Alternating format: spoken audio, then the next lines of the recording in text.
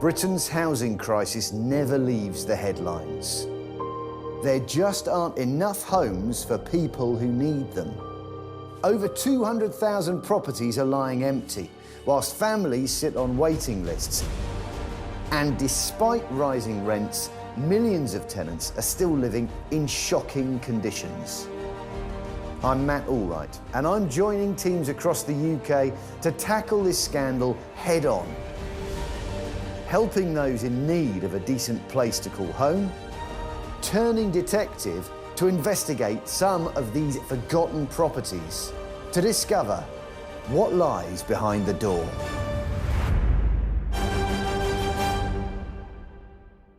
It's getting harder and harder to find a safe and secure place to call home. And that means the work of councils, charities, and even developers is more crucial than ever in providing much-needed homes for people, whoever they are and whatever their situation. In my case file today, I investigate the scandal of a property trapped in time and on the brink of collapse. We've got a bit of 2x4 for propping up what's left of the ceiling. And the abandoned house with a neighbour who simply had enough. If we decided we wanted to sell the house, you know, it's not a very good advertisement, is it, when you're looking at that? Whether you've lived in a rented property for decades or for just one day, if you're paying rent to a landlord, you have the right to expect a home that's safe and secure. So what happens when a landlord appears to turn their back on the upkeep and maintenance of a property, leaving the tenant vulnerable and at risk? I'm calling this story Artist in Residence.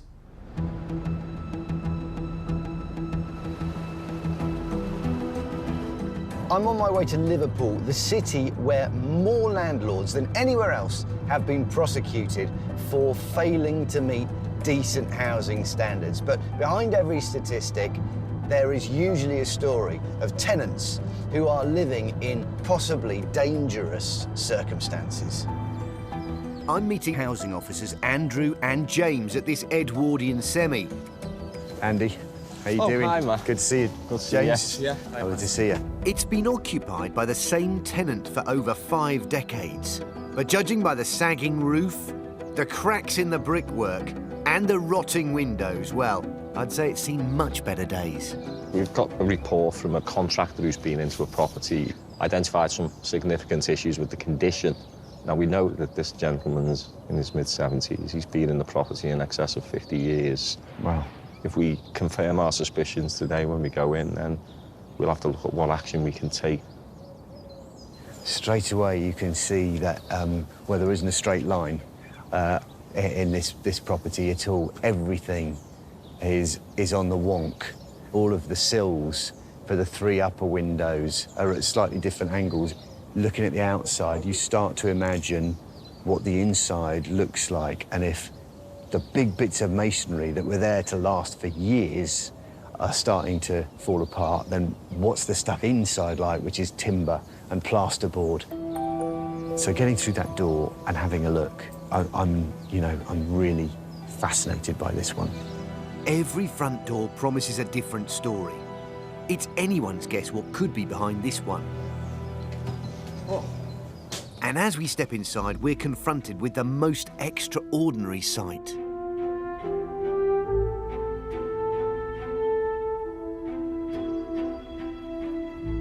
Around us are original works of art by the current tenant, and they're everywhere you look.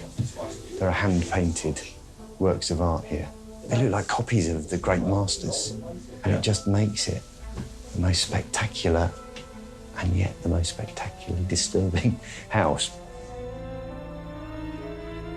I'd never have expected a scene like this behind that modest front door. And this is just the entrance hall. I wonder what's in the front room. It's Very good. incredible. As well as even more art, it looks like it's being used as a bedroom.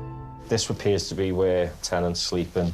He's got things pretty well organised, you know. Yeah, this is not disorder by any sense. It's not certainly chaotic. a sense of order and organisation, and it's clean. It's Yeah. You know, he's doing the very best with a very difficult property. The property is failing him, but actually... it's failing. He's got his life kind of sorted to a certain extent, you know, and he's got everything where he needs it. It's a mystery why the tenant seems to be living in this one room. But as we head into the back of the property, it starts to become clearer. The chimney breast just is sodden to touch. It would appear there's definitely ongoing moisture ingress. The plasterwork's all addled. I mean, you can probably hear as I tap. That's the plaster coming down from behind it. Starting to paint a picture of a landlord that has just not been present in any sense at all. I suspect it's been a case here that the tenant, when he's been fit and able, has gone on and done work. But that takes the responsibility away from the landlord, so they think, oh, he's going to do the work. Yeah. I don't have to. The reality is, the kind of work this has needed, no tenant should be required to do by themselves. No.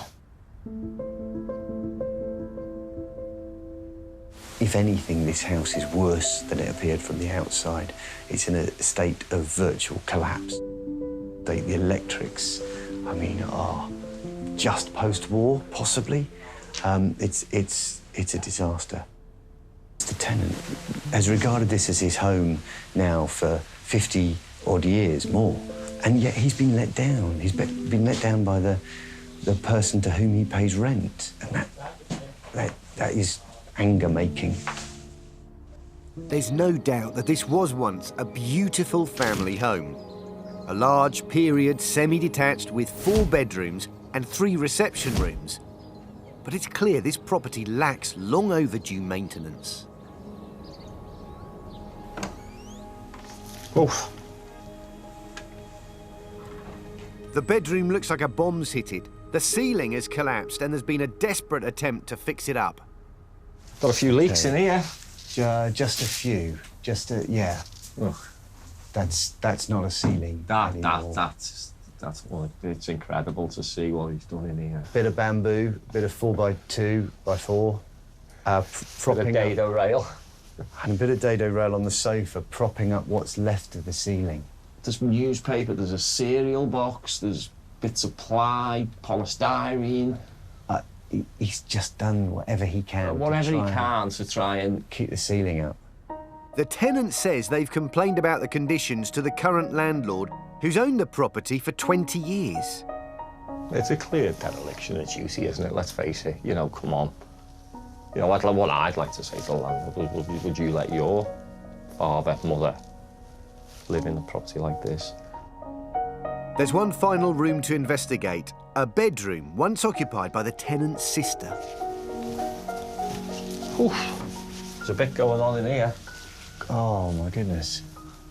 Well, this is the one room that is not covered in our tenant's artwork. Yes. And it's pretty clear to me that there were 2 big things in her life, and that was making soft toys. Yeah.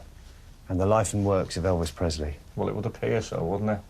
Underneath all of that, though, we've got the same problems we're finding out everywhere else. The wallpaper is just disrobing, and the ceiling, again, has got a really worrying shape to it, like it's a sagging trampoline, and is ready to go at any stage. You know, this is sad, this house. It's sad because we've come in here at, obviously, his sister's passed, but the end of the life of this house as well, which supported a lot of happiness, it seems. Yeah. Well, what an incredible place. Incredible because of the scandalous level of neglect that there has been to allow a property to fall into that state of decrepitude while somebody is living in there, our tenant. But the other side of that is that there's someone in there who is incredible and able to express themselves through that phenomenal artwork with which they've plastered every wall. That's how he spent the last 5, 6 decades. But it's going to have to end. He's going to have to move out and go somewhere that's smaller and more convenient. That's just the way it is.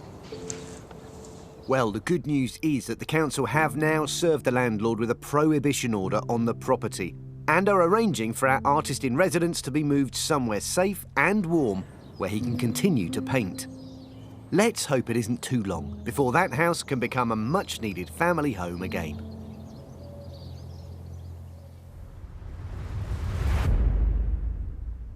It's a scandal that as demand for housing grows, there are still over 200,000 properties across Britain being allowed to sit empty and fall into rack and ruin.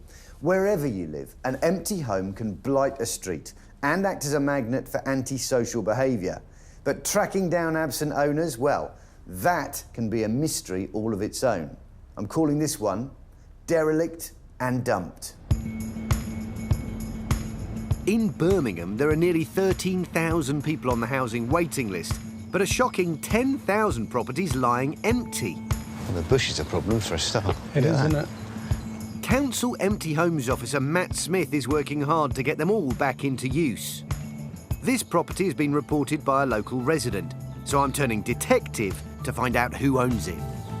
How long has it been left? I think the neighbours will tell us about 3 or 4 years it's been empty, yeah. With a lot of houses, you can understand why they might be abandoned because they look like a lot of work. This doesn't. I mean, this looks relatively in good nick. What is as much story as we know about this place? The story is the owners have literally disappeared off the face of the earth.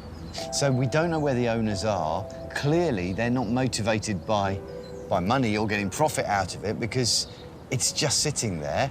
Bizarre. It's a real mystery. Why would anybody leave this place empty for so long? With house prices in the area averaging £240,000, this could be a valuable asset and not just a rubbish dump. What is that? That looks like just rubble. So some building work has taken place at some point. We can't get inside, and I'd say nobody else has for quite some time. We've even got the notice still on.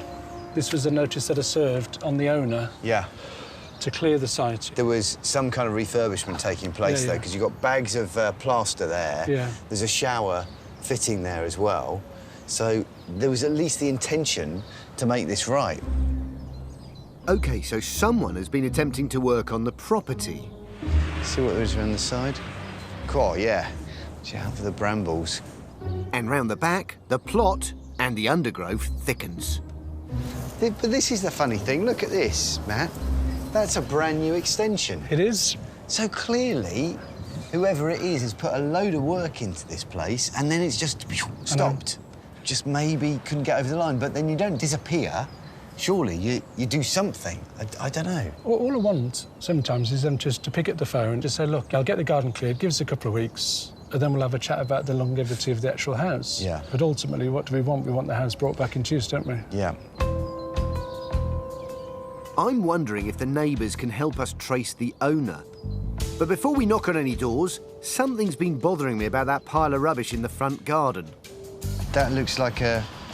Yeah, that's like a big neon lamp thing. Because I've also noticed as well, there's some silver foil just around the back of the 20 or 30 bags. And then you've got air filters, odour neutralising agent. And what are we thinking? Well, I'll be honest, I'm thinking cannabis farm. You know what, you might well be right now. Because with all of these things together, I can't find another use for, unless he's mad keen on tomatoes. And actually, he's moved to Spain, where the tomatoes just taste great anyway. Well, whether it's tomatoes or whether it's something else. Could be some weeding to do, and could be some weeding to do. Exactly, I like how you put that together. This one's really intriguing because it is such a lovely family home, lovely area, big green space outside. Why would you just run off and leave it? And that's before you get to what's contained in the front yard. What's that all about? Fly tipping? Or something to do with what was going on inside? I am full of questions. All questions, no answers. So this empty house was first reported to the council months ago. It's clearly been causing a nuisance for the community, possibly attracting antisocial behaviour, and it's only going to get worse. But if it's going to be brought back into use, we need to crack the mystery of who the owner is. The question is, how? There are a few things the council can do to try and track them down, starting with council tax or housing benefit records. The land registry may also have information on who the current registered owners are, and anybody can search for this. You just pay a small fee for each search.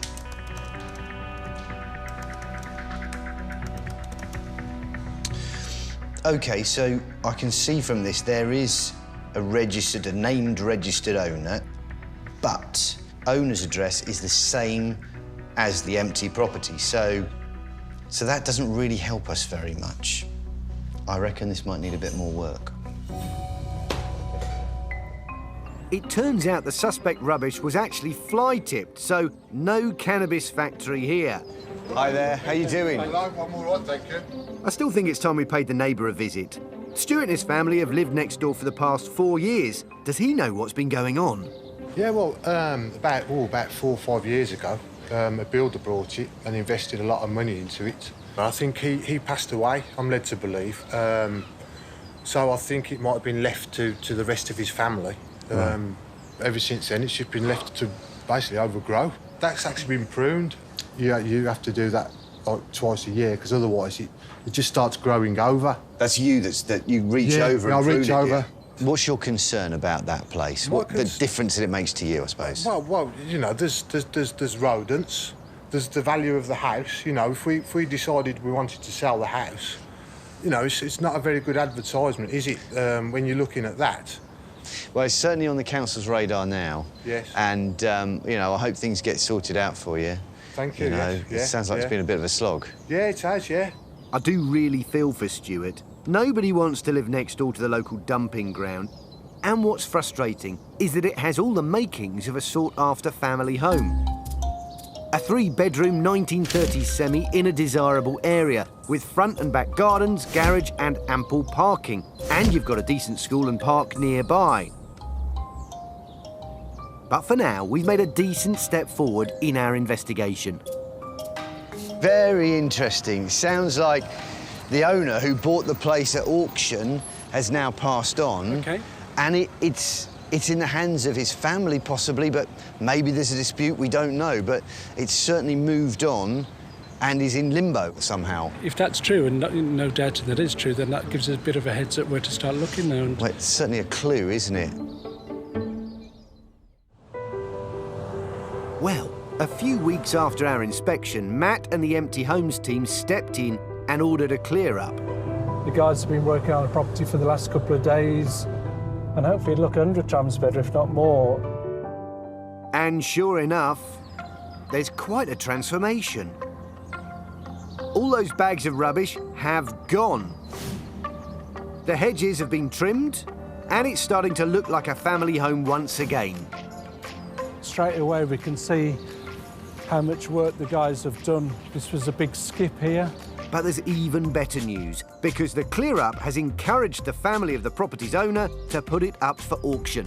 Serving the enforcement notice has been sort of the kick at the backside to the original owner selling the house at auction, which is fine. You know, at the end of the day, what we don't want is people hanging on to houses that they don't want. It's not just the curb appeal that's been improved either.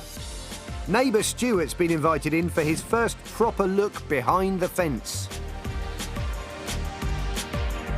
Well, it looks a million times better now, doesn't it? Absolutely, yeah. Well, I couldn't see this. I couldn't see the extension, and I couldn't see out, you know, out there from my window. So hopefully the rats have gone. They've moved on. Yeah. This is onwards and upwards, isn't it? Yeah, hopefully, yeah.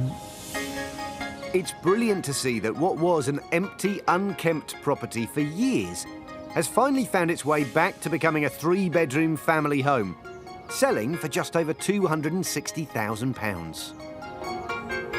I'm glad, really, because, you know, it's gone on for like 3 or 4 years. The main thing here is it's created a sale of the property. So hopefully, if someone has bought it and they treat it as their home, you know, it should be better.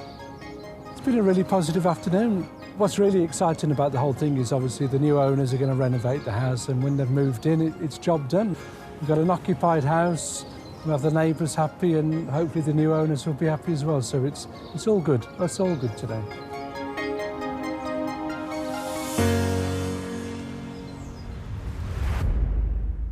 The law says that rental properties in the UK must be of a decent standard to live in.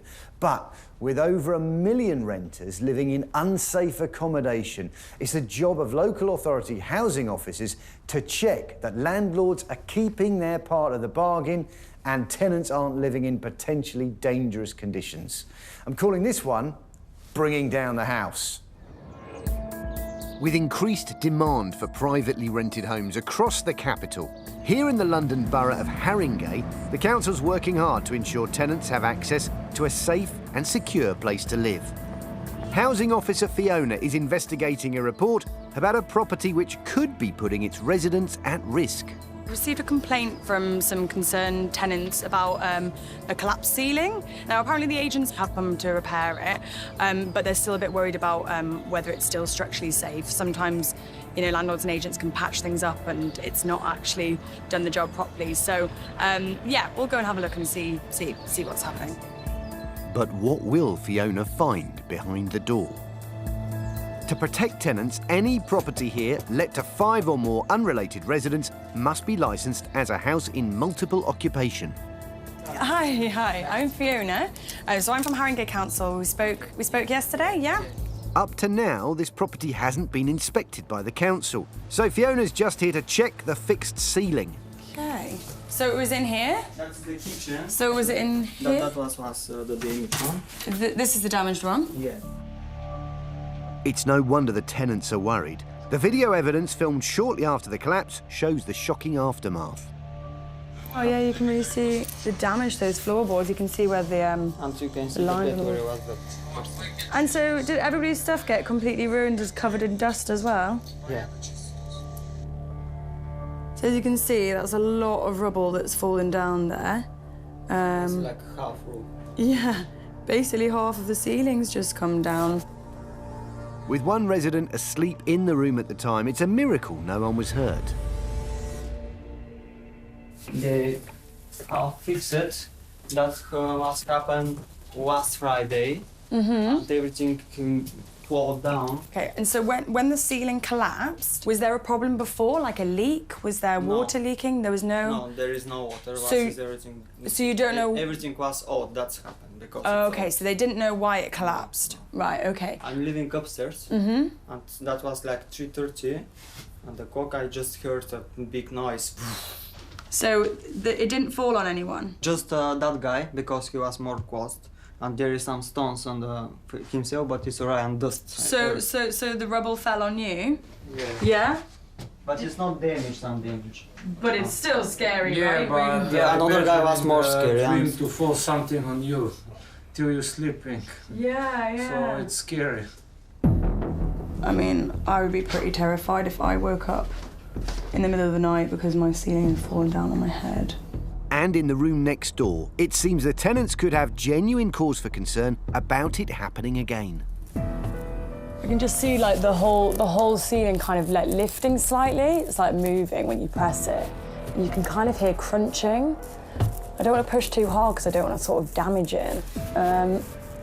But yeah, you can definitely feel it like sort of creaking underneath. So if that one's come down, I'd be a bit worried about this. But it's not the only problem. The tenants have all had to move into the same room until the work on the ceiling is completed. I mean, with 2 people it's too much, but imagine 3 people in the room. So you cannot do some noise because some of them may be sleeping at the moment. Yeah, because so you work out. nights and they work days, Yeah, right? yeah, So we try to be calm in the room. Yeah. Difficult. It's appalling anyone's paying anything to live like this, but with demand for housing outstripping supply, many people have little choice. Yeah, but it should be your landlord because even if it's just in your Upstairs, the room, situation is no better. just generally the fabric of the building's not in great condition. That's just like soaking, just like crumbling. So you can understand why the tenants are a bit concerned about the ceiling if the ceiling has just collapsed. And then there's other parts of the building that are kind of like wet and sodden or kind of crumbling basically. With the list of issues growing, it's increasingly clear the threat of collapsing ceilings isn't the only health hazard. There are a few cracks in the building, and as you can see on the floor, you can see there the laminate floorboards are like lifting. You could quite easily, you know, trip on there, and here where the screws kind of come loose. So it's just kind of like little management issues and stuff that could cause like a real accident and could cause a lot of harm. But Fiona's also uncovered a much bigger issue. So there's 6 people living here. Yeah. And are any of them related, or are there any of them in relationships? Is there any couples? No, only boys were here. So 6 boys, and none of you are related? OK, that's fine. Incredibly, despite the terrible condition of the property, it seems this tenant's paying £550 a month to share it with 5 other people. Do you have separate tenancy agreements, or are you all on one joint tenancy agreement?